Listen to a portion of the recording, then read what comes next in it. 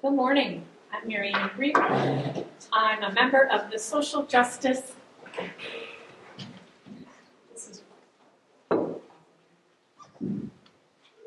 I reminded everyone to use the mic except me. So, my name is Mary Ann, and I'm a member of the Social Justice Intersections team, along with Lisa Jacob and Chris Newsma. Joe Agney is also our fearless leader. He is on a well-deserved vacation.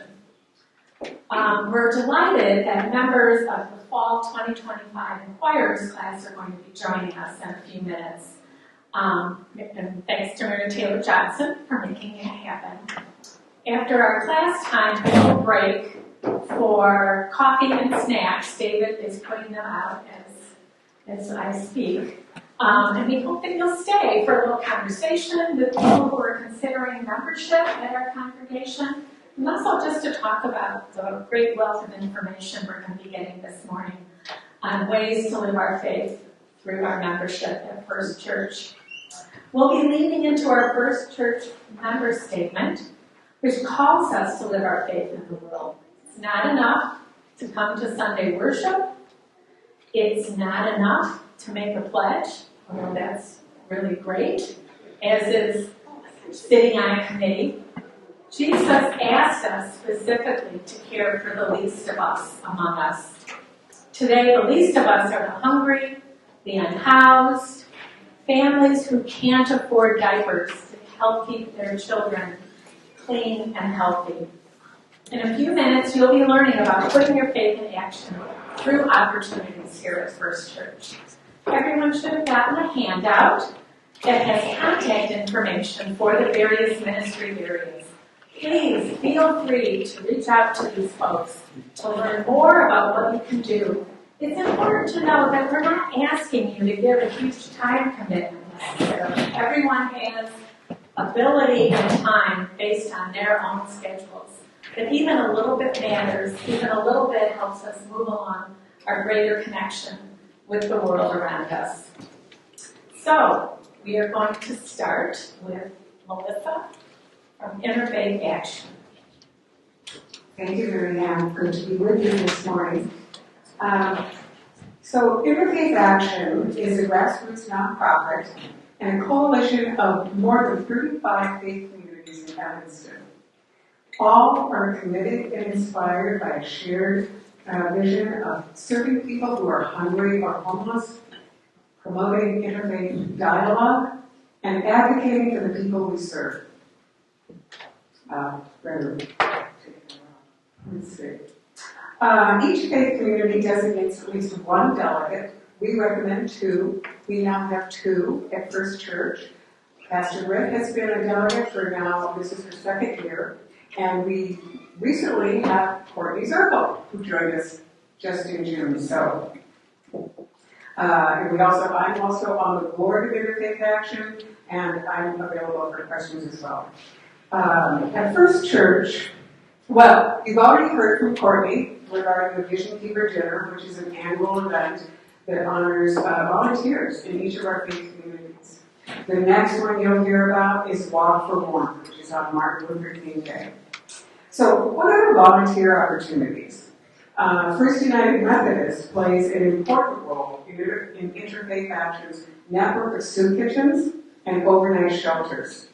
Every day, somewhere in Evanston, people can find a hot meal or a sack lunch. For 7 months of the year, 8 faith communities offer shelter in a rotating system.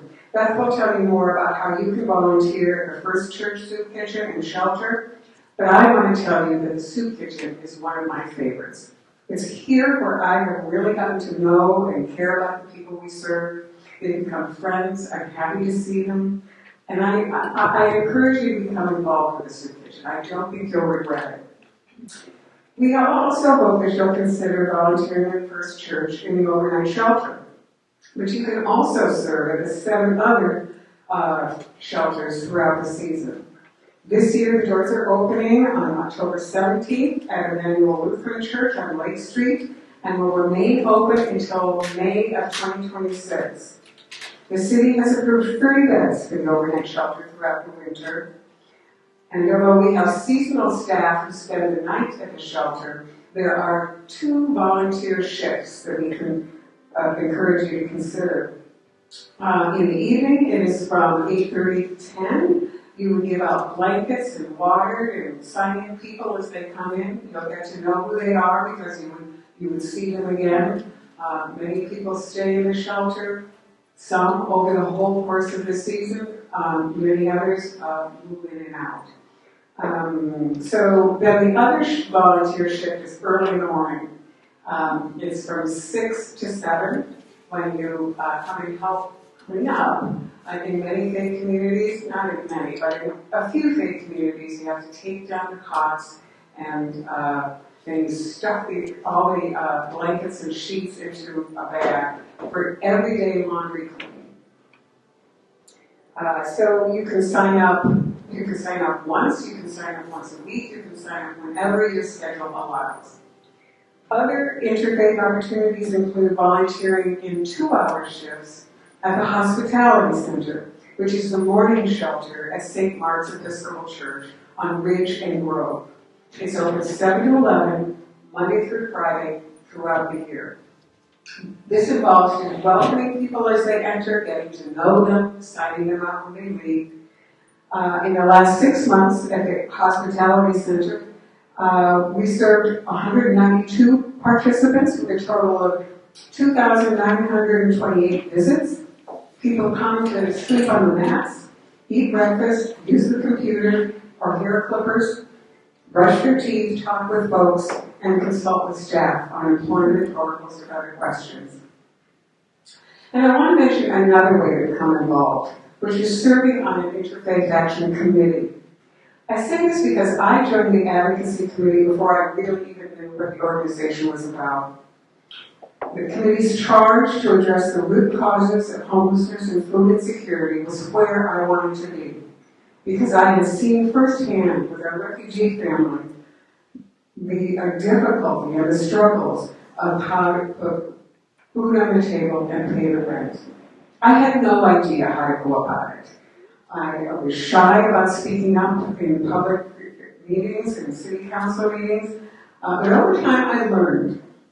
And you can too. Other committees and activities include joint services, events, fundraising, and communications. And if you want to know more, just please ask me. And that's it. Are there any questions?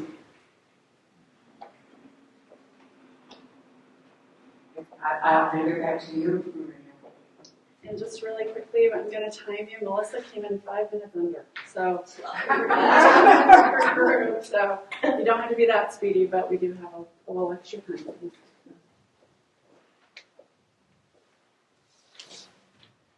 Hi, I'm Beth Sutton, the chair of the Mission and Outreach Committee. Thank you. You actually sort of set me up, Melissa, for a lot of our work. The Mission and Outreach Committee oversees 3 different types of programs. We have food ministries, we have housing ministries, and we have basic needs. And each of these are sort of broad categories that within them have a variety of different programs that you can get involved in. You'll see on the form we've got some that are just a taste of the ones that we have. So for example, within the food ministries, we have soup kitchen, First Friday lunches, and Sunday lunches. These are ongoing ministries that happen every week.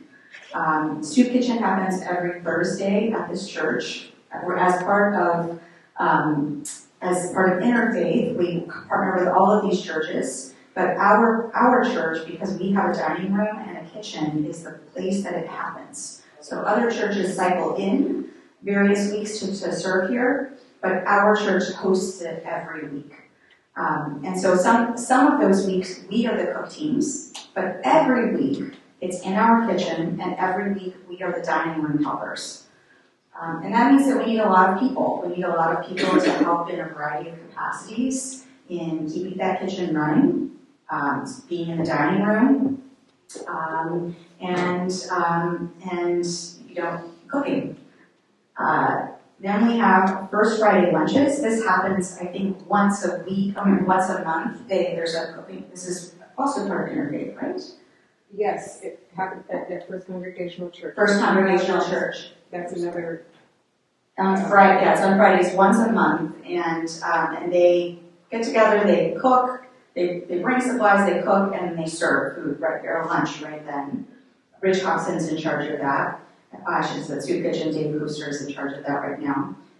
Sunday lunches at our church every Sunday, most Sundays I should say, but maybe not every Sunday, but most Sundays after church during fellowship, you'll see in the fellowship hall people making sandwiches. So there's tables set up, and you'll see like an assembly line. There's people making sandwiches. There's people packing bags.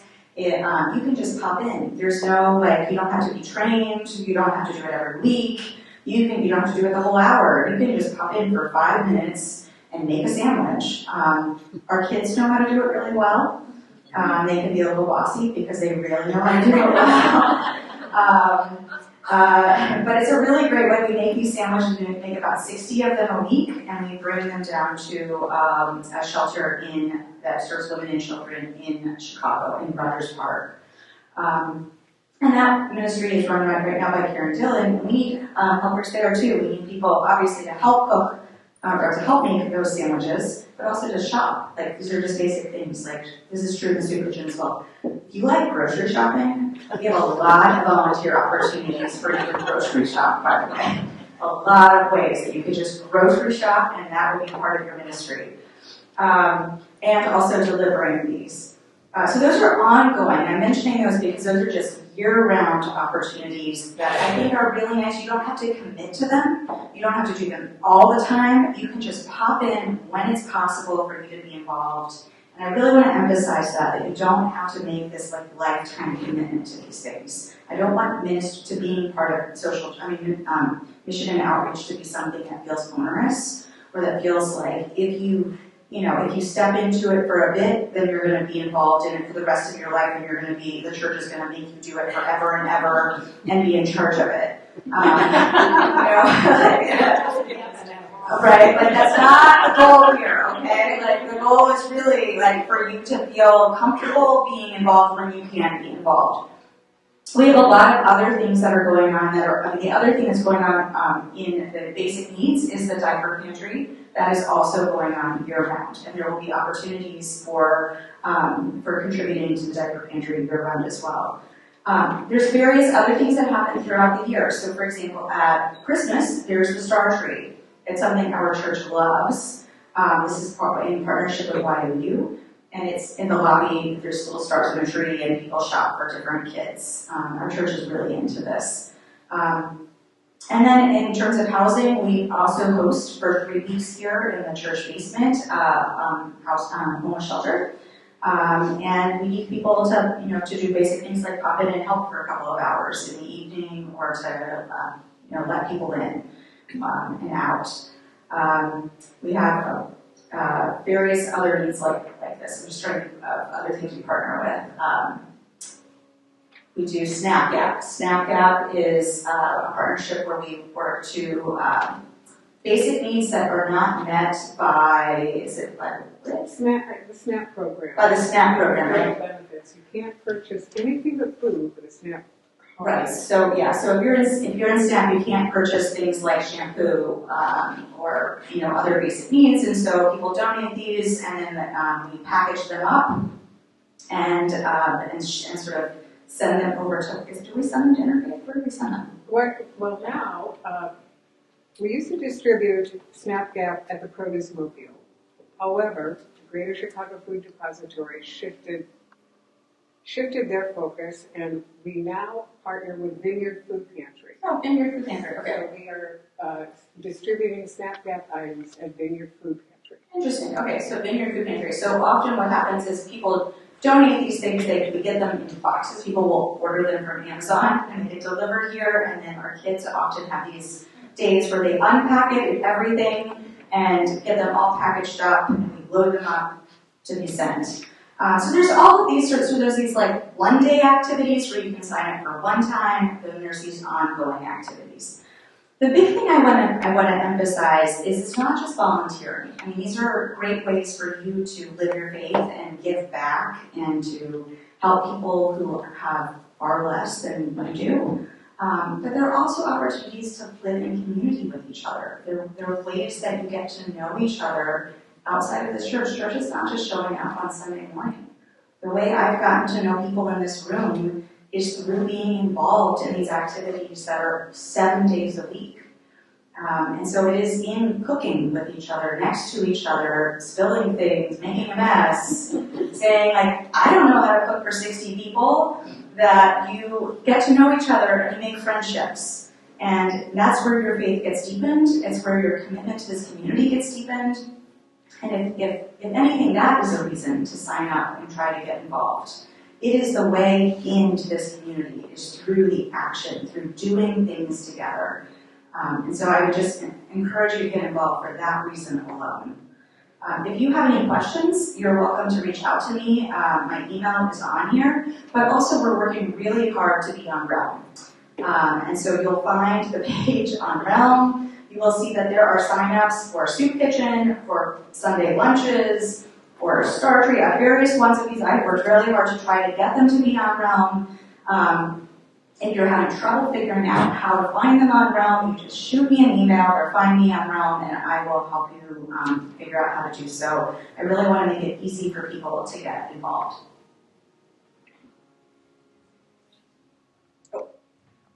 Are there any questions? Could you explain realm? Oh, Or the inquiries? oh dear, okay. Yes, Realm. Mary could explain. Yes, I can explain Realm. Okay, so Realm is an app that you can, it's like a social app that you can get on your phone and on your computer. So you can access it through your computer or through your phone. And for those of you who might be like, I don't do social networking apps or whatever, you can just log in once, kind of set it up and set it up with your email, and then it will basically act like work with you through your email.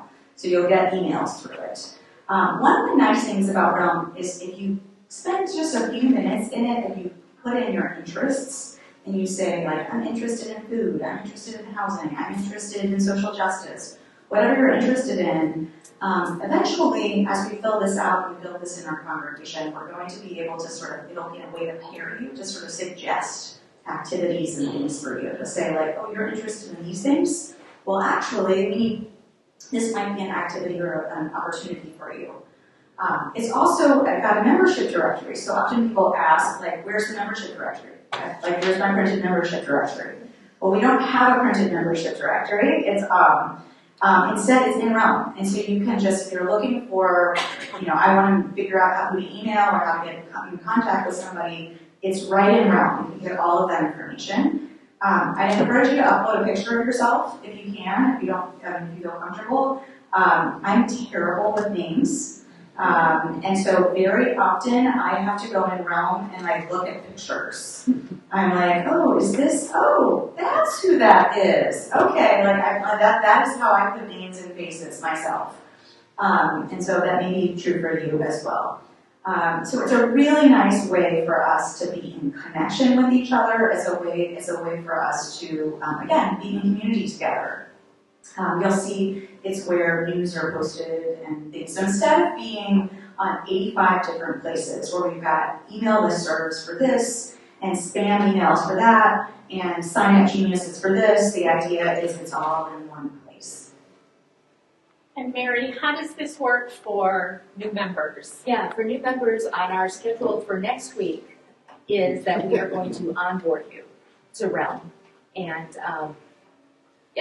so you get an invitation, the directory and so on is only for church members and for folks who are engaged in inquirers. So we will be doing that. Yeah, more to come. And something else I was going to say, I don't remember what it was. Yeah, thank you. Any other questions? Do you mind if I just have a comment? Sure. I just want to say, because some of you have, it's been a number of years since you went through inquirers, but one thing we started doing in the past 2 years, and that this class is will be engaged in also is we have a day that we pack diapers together and a day that we cook for the soup kitchen. So if anyone wants to help the Inquirers class cook for the soup kitchen on Thursday, or to help Melvina and I do the shopping earlier in the week, let us know. We'd love to have, I know Michelle, you've done it a bunch, Courtney, you've done it a bunch, others have done it a bunch, and you're a great help. So we'd love to have a few more hands. Thank you. Welcome. And I just want to add, by the way, that if you do the shopping, it's not that we expect you to pay for the food. We have church budgeted funds for these things, so you actually are just doing the shopping, and then you submit receipts and you get reimbursed.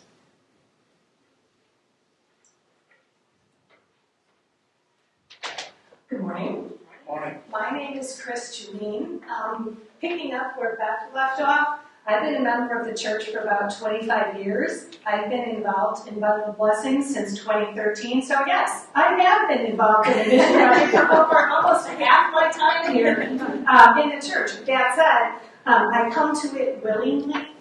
It's a great passion of mine. While my life has not been directly impacted, my daughter is past that age and was past that age when I was here.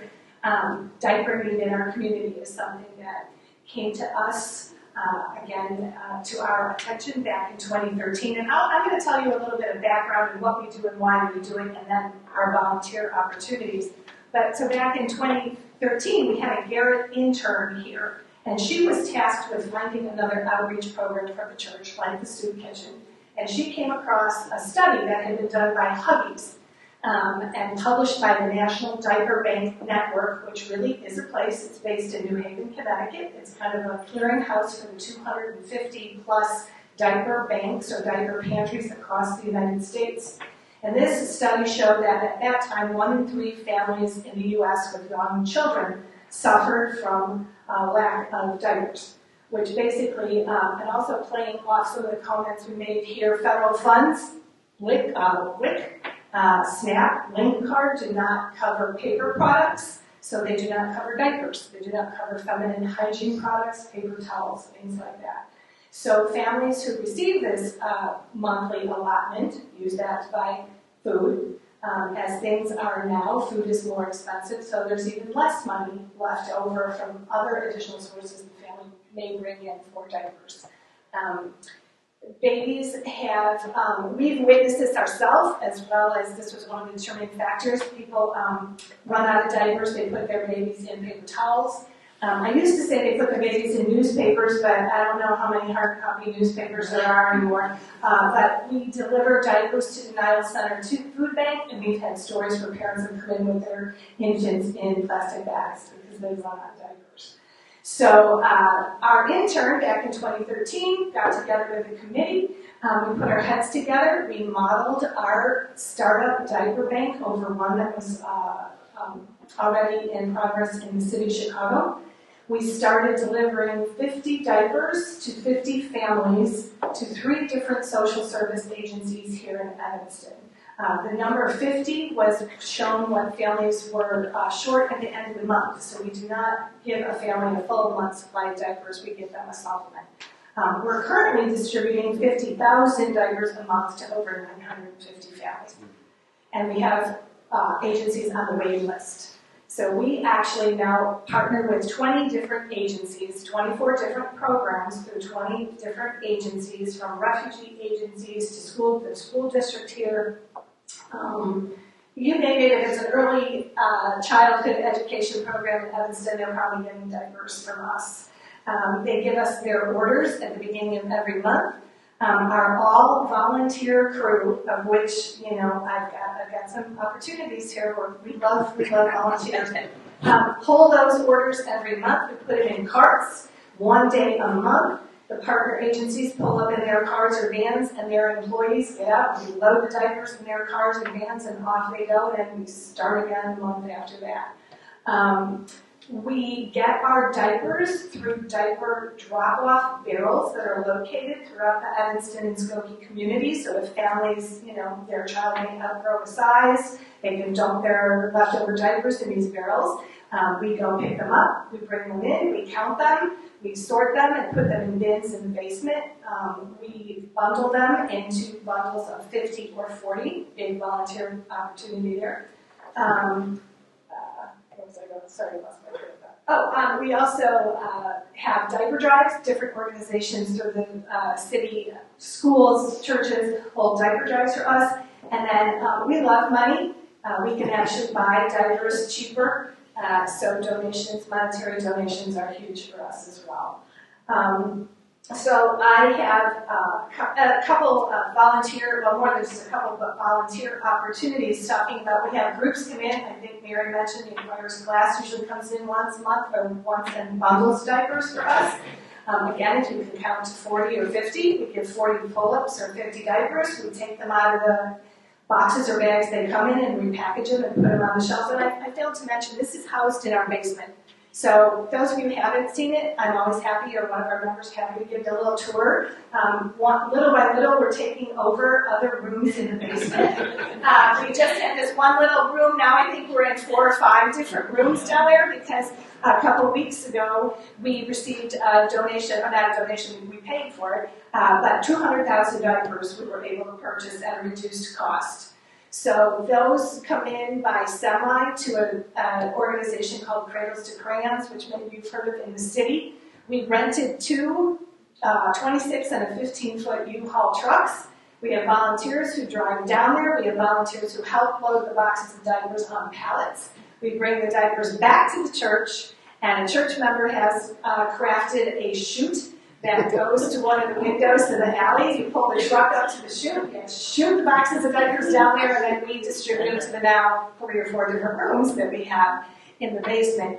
We used to have a great relationship with one of the fraternities at Northwestern. They would come over and help us, but they seem to enjoy sleeping in and pursuing other activities this year. So we were a little shy this last time. That is definitely an opportunity coming up again in the spring. We do this twice a year, so we'll be getting another huge load of diapers in the spring. It's either, we did it on a weekday morning. We usually do weekday mornings. This past week we did it on a weekend. We can be flexible and figure it out, but it would be about a 3 or 4 hour commitment. We'd love help. You have to be able to sling boxes and raise heavy boxes, though. Otherwise, we have opportunities where you can come in and help us repackage the diapers.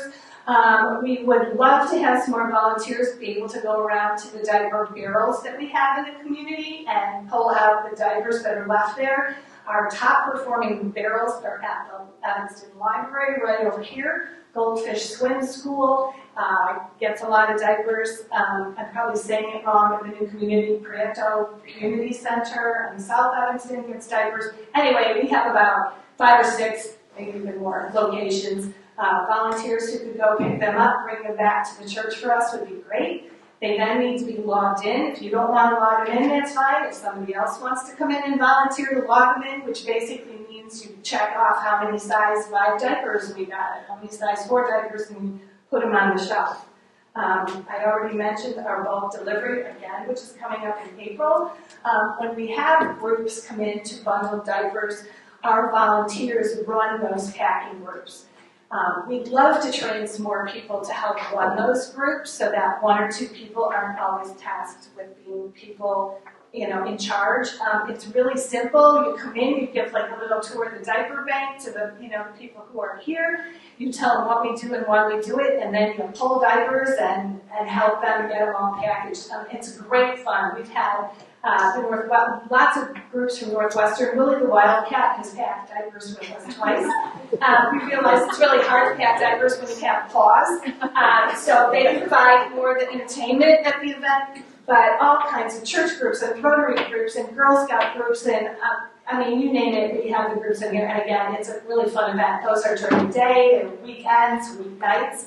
And building off that too, we've had a lot of requests for high school students to get community service hours in the spring. So we're going to, this year, 2026, run a couple dates exclusively for that. So if you know of any youth or anybody who might need community service hours, we'll offer that opportunity.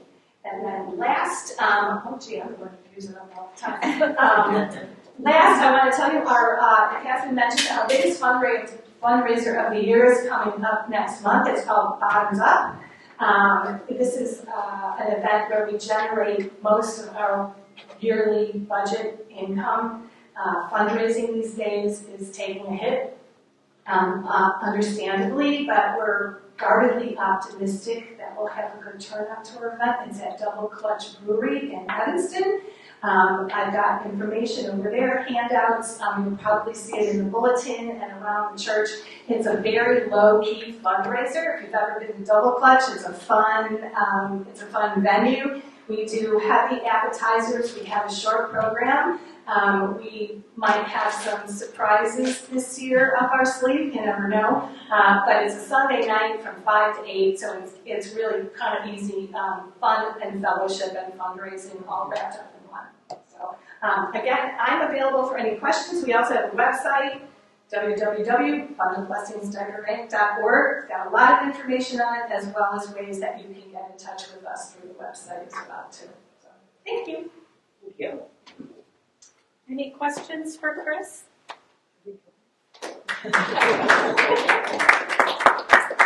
I just have to say personally that this was a big draw for me and my husband Dave when we were looking for a new church home.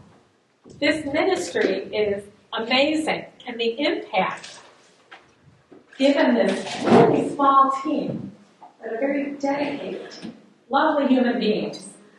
But the more we've learned about how the federal government is essentially letting down families with small children, this is really a great thing that our congregation does, and I'm very grateful to this team. And they also made me feel at home when I was a new person here. So just like Beth was talking about, getting involved is a way to also really get engaged in this community is absolutely true.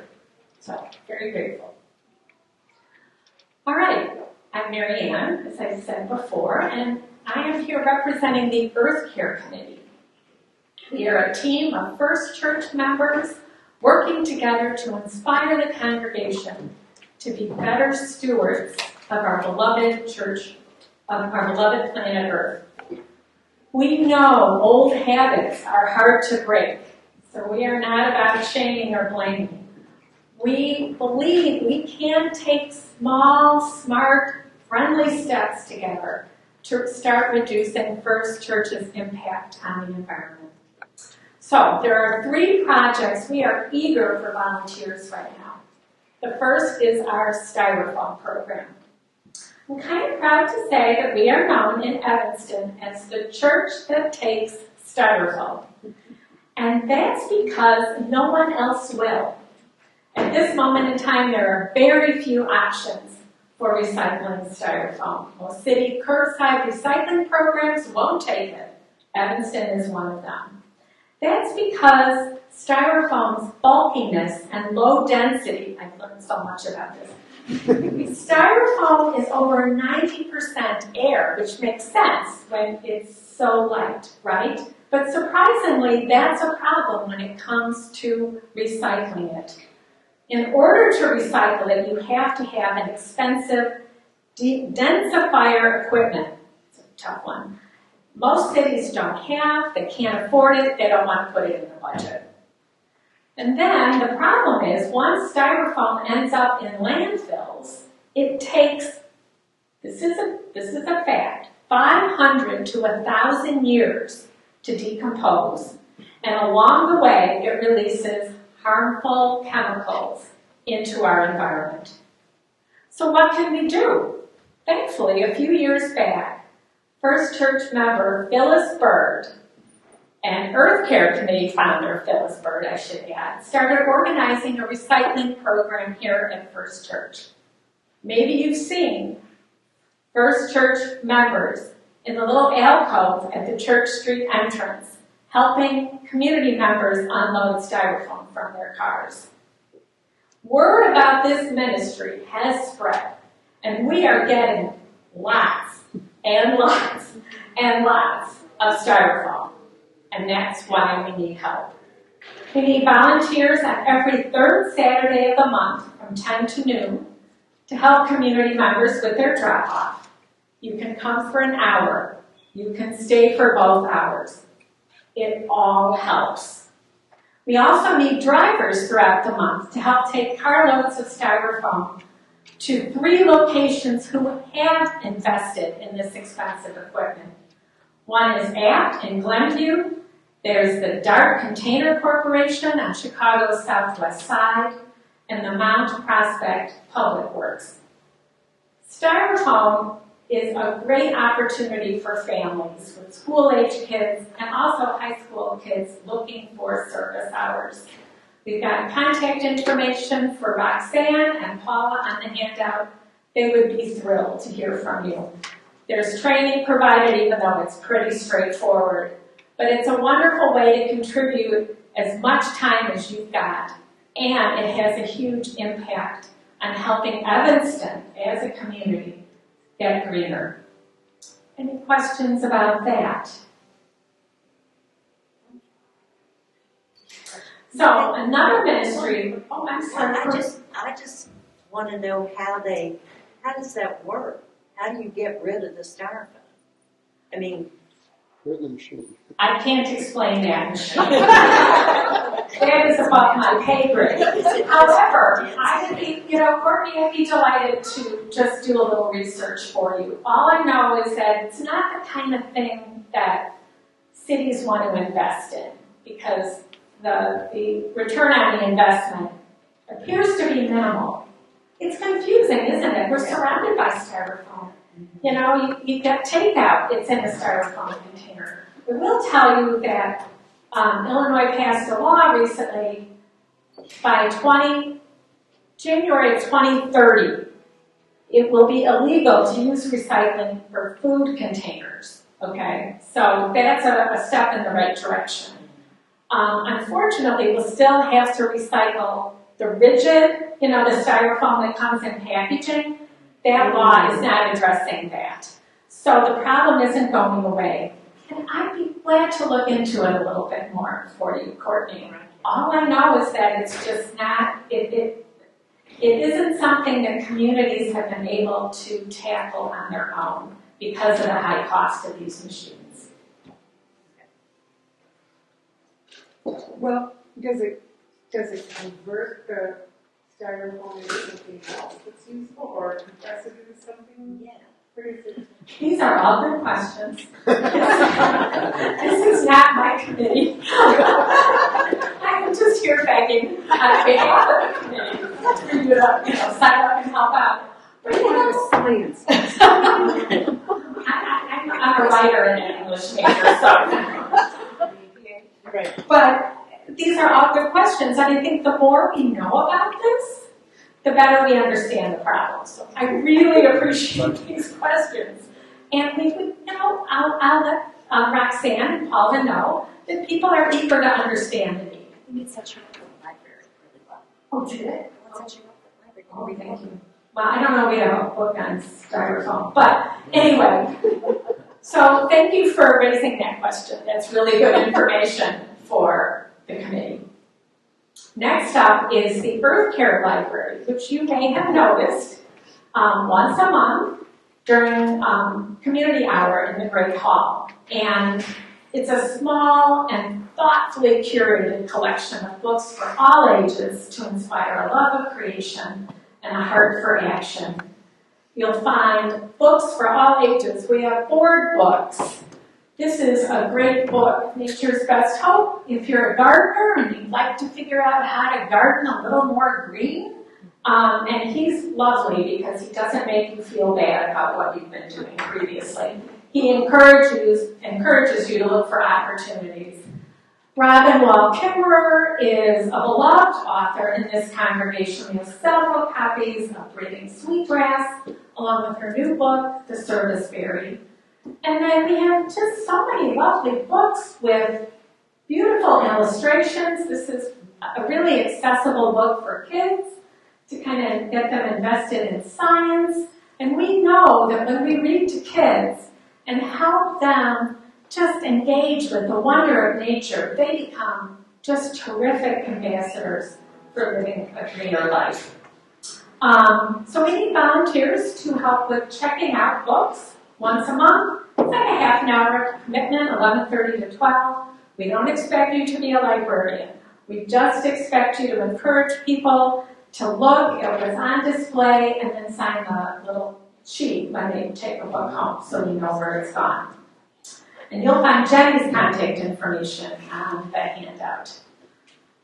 Any questions about the library? 1 minute warning. All right, I'm not going to take questions. I am going to say our newest project is food composting during community hour. So we are blessed with a beautiful, well-stocked kitchen, so we can avoid using disposable plates and cups and things like that. But we are learning, and this is science, I can say this, that it's never good to put food waste into the trash. That releases millions of, I guess it's gallons of methane into the environment, hugely harmful. And so as a congregation, we are working to reduce that. And that means composting leftover scraps after a meal, after fellowship hour, so that we can bring them to the Robert Crown Center for composting. And I think I could just take a little bit longer. We'll have training for this. It's easier than you might think. It's just changing the way we think about what to do with our food scraps. So we need volunteers to drive the food scraps to Robert Crown. We also are looking for ambassadors to stand around the bins at community hour and let's just talk about it. What does this look like? What does it mean to compost our food scraps? And we're hoping that maybe by doing it here at church, we're inspiring ourselves to do it more at home. Jude's contact information is on the handout, and I'm going to be one of the ambassadors, so you can come and talk with me. Thank you. All right, so now we've got Susan and Andrew to talk about the Appalachian Service Project.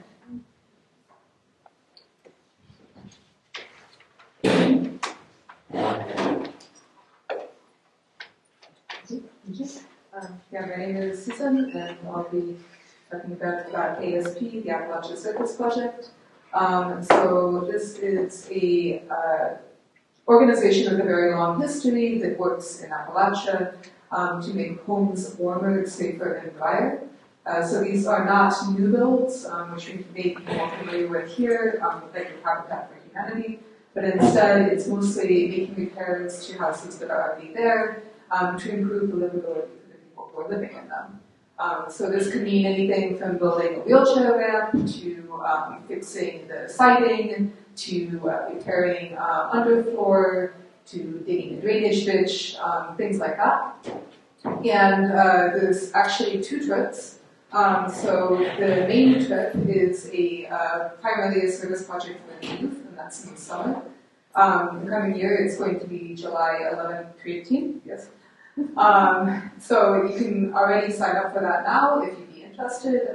We're projected to have about 40 youth, which means that we need like 15 to 20 adults in order to have enough drivers and a good ratio between adults and youth. And then there's also an adult ASP trip that is coming in November 6th to 9th. And that you can contact Cindy, who's given us the contact here, but the primary is actually Grant Bailey, if anyone knows him. So if you are interested in a taster, it's like a weekend trip instead of a full week.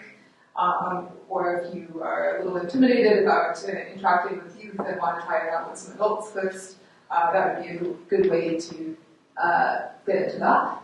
I guess, Andrew, do you have whether you can pick up? I'd say that if you are afraid of the youth, not be. I might be a little biased. This is my first year as an adult, so we went third year on ISP.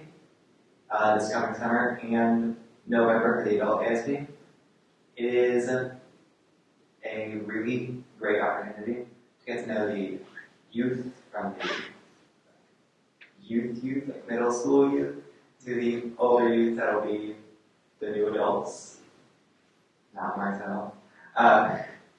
And then the adult ASP is a really great opportunity to learn or to meet the adults that are involved with both ASP here in our church, but also the ASP employees, the people at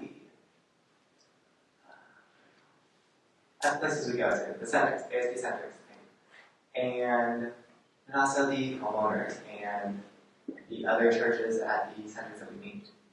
It's a great way to broaden your view of the world. It makes everything that goes on in the world a lot easier to deal with, seeing more and more people and seeing them as people, down to earth, normal people. I guess maybe I'll add on a little bit, I guess why I think it's a good service opportunity. One part is that Appalachia is a very different part of the U.S. to here, and I think especially these days it's very easy to get in your local bubble and not really know what the rest of the country is like. And so that's a very good way to experience a different culture in America, to make connections with the people there. And then another thing is that it's a really good way to build community too within the church. So I'm a somewhat new member. I think it's been 2 years now. That was one way that I've gotten to actually meet people in the church, and especially the youth, but also the other adults. You're going to be, spending a week living on PB&J sandwiches and taking 5-minute showers and sleeping on airbeds. So it's a kind of intense bonding experience for that. And then it's also a very important, the youth trip is a very important service trip for the youth.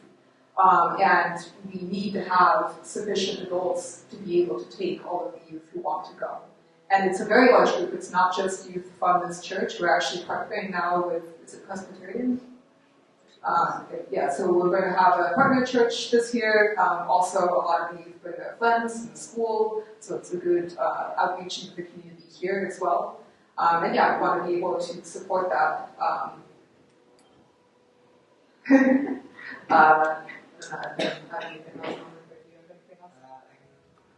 I can add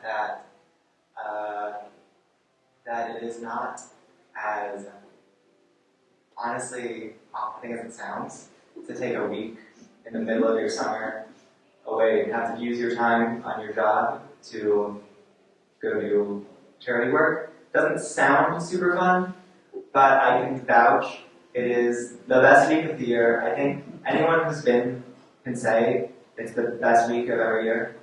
It is an incredible time. The 5-minute showers and PB&J sandwiches do not deter anyone. It is not something to be swayed by. That's because that was swaying me by first time. I know that for sure. It also is another really good source for high schoolers who are looking for service hours.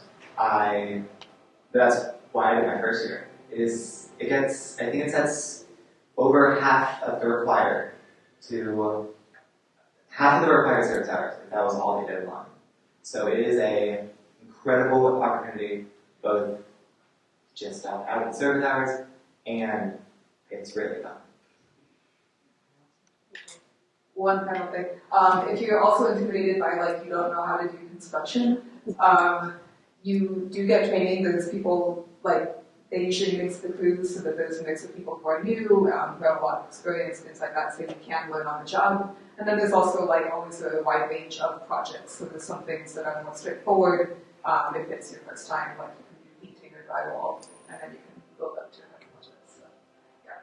But I like work. It's the kind of thing that it sounds like, that can't be fun, but no, it's awesome. So, I don't actually. 30 or so. I know it's like Could you say the question? Oh, the question was how many years has First United Methodist been Not doing quite this? 30. Almost Not quite 30. 30. Like Okay. 27. 27. Yeah. So I remember that just that it was like on the first year and on the last year. So. Yeah, like 27 or something. Okay. You know, Chris and I are graduates of the adult mission trip. We live to tell a story. We have lived, and they are really some of the greatest stories and greatest weeks that I. We get to use power tools. We do. We get to rip up floors and do things that we would never do at home. It's just a really great experience, and I don't know. I encourage people to consider it or just talk it up and have other people think about it. I think you can stuff. A couple more things. It is like another thing is like we could pick many different mission organizations, and like what is special about ASP. One is that they have been going for a long time. I guess First was 27 years. I think ASP as an organization is 40 something now. And they're very good at making connections with the communities that they're working in. A lot of these centers have been around for years. They know everyone in the community. They know like who needs help, how to triage all of that. And then the philosophy too behind it is primarily a relationship building organization. And then secondarily, actually making repairs, but even when you're making repairs, it's very focused on being respectful, both of the homeowners and of the usage and the resources that people are, buying, donating. And one cool thing was that it's been for most of the history only in 4 states, Virginia, West Virginia, Tennessee, and Kentucky. And they actually expanded into North Carolina after the hurricanes, and the reason they did that was because they were the organization on the ground. So the government actually came to them and said, can you expand? You have the best opportunity to start repairing these homes, and they did.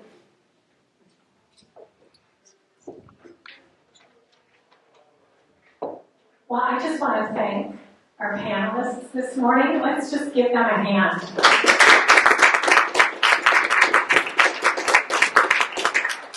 I learned a lot talking to the panelists about the rich tradition and opportunities we have here at First Church.